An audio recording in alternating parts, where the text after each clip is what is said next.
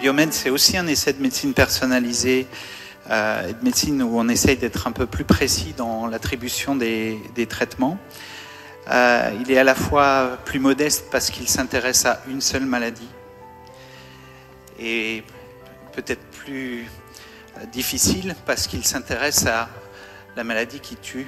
à tous les coups les enfants qui en sont atteints. La dynamique, elle s'est maintenant inscrite dans un programme européen. Les Anglais viennent d'ouvrir l'essai, d'autres pays sont en instance aussi d'ouverture et finalement on va se retrouver avec un programme de recherche et un programme de traitement pour cette maladie gravissime qui est déjà le plus grand programme jamais fait dans cette maladie. Aujourd'hui, avec les 115 patients traités,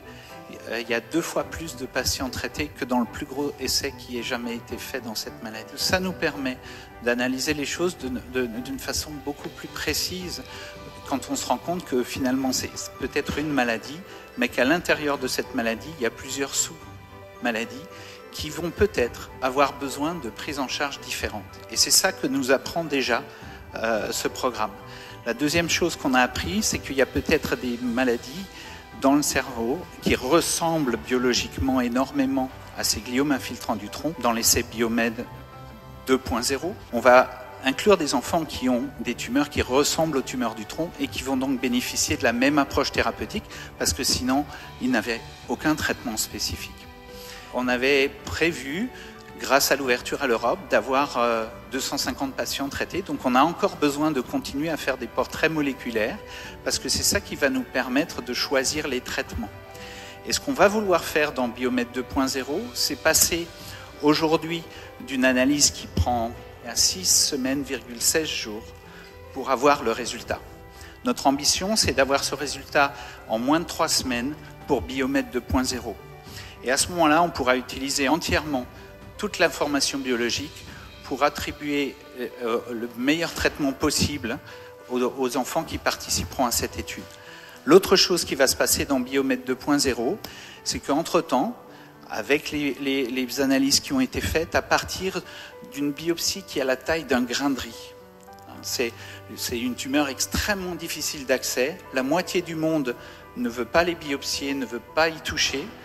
et là on a réussi à montrer avec les 100 premiers patients qu'on est capable d'avoir ces portraits moléculaires à partir, même pas de la totalité du grain de riz d'ailleurs, mais qu'à partir de ces petites biopsies, on peut avoir une information entière sur le génome de ces tumeurs et choisir des traitements. Donc grâce à tout ça, on a aussi pu cultiver des cellules, c'est une autre partie du grain de riz de la tumeur, et tester des médicaments. Et dans Biomed 2.0, on va pouvoir introduire un nouveau médicament. À l'heure actuelle, on a 3 médicaments, et dans Biomed 2.0, on va en introduire un, au moins, peut-être 2, on verra, en fonction de ce qu'on pourra sortir de l'analyse des premiers patients traités. Et on gardera ce qui marche bien, on laissera tomber ce qui marche moins bien, et on rajoutera des choses nouvelles qui sortiront directement des innovations qui auront pu être faites dans les différents laboratoires qui travaillent à cette étude et qui ont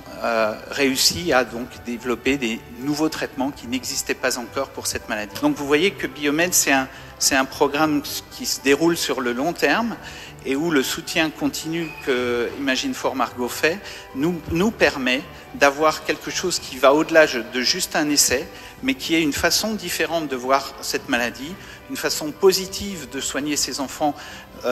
qui, si on les laisse dans les traitements classiques, on sait qu'on ne les guérira pas. Je ne peux pas vous donner les résultats de Biomed déjà, parce que d'abord on n'a que la moitié des patients qu'on a besoin pour donner des résultats sérieux, mais on a déjà des enfants, il y a des enfants qui ont commencé le traitement et qui sont toujours avec nous, plusieurs d'entre eux qui vont bien, alors qu'ils ont commencé leur prise en charge il y a plus de 2 ans. Et ça, c'était pour nous inenvisageable, parce que la médiane, c'est-à-dire la moitié des enfants, ils meurent avant 1 an de cette maladie, et l'autre moitié meurt dans l'année qui suit. Donc avoir des enfants qui sont encore avec nous depuis le début de l'essai nous donne beaucoup de courage et d'espoir qu'on va peut-être pas les guérir tous, qu'on va peut-être seulement faire des petits progrès. Mais je suis assez convaincu de ce que je vois des patients qu'on soigne, que ces progrès, ils arrivent. Et donc, on a fait un pas en avant dans cette maladie pour laquelle il y a eu 30 ou 40 ans d'échecs thérapeutiques successifs avec tous les nouveaux traitements qu'on a utilisés. Donc, c'est un espoir important qu'on a avec cet essai et qu'on réussit à maintenir et à continuer grâce au soutien d'Imagine for Margo, et ça, c'est super.